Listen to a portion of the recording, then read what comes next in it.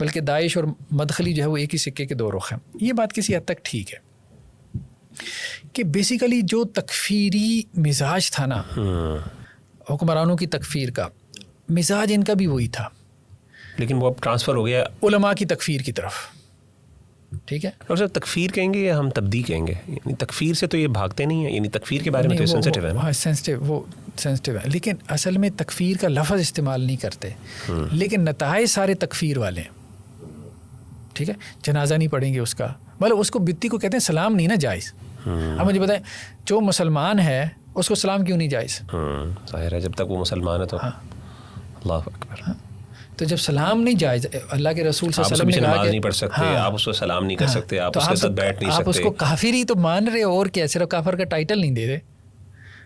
تو بیسیکلی یہ تبدیع کی تحریک نہیں ہے، اپنی حقیقت میں یہ تکفیر کی تحریک ہے.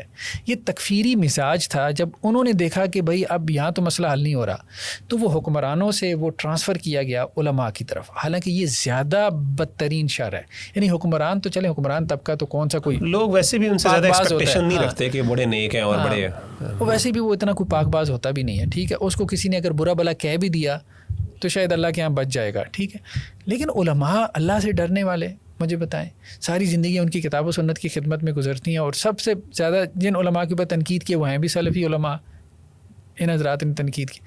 تو اب یہ تو ان خوارج سے، داعشیوں سے بھی بڑا فتنہ ہے اس لحاظ سے کہ انہوں نے زندگی میں ایک ہی کام کیا. انہوں نے تو چلیں حکمرانوں کی تکفیر کی، انہوں نے علماء کی تکفیر کی، علماء کو خارج قرار دیا.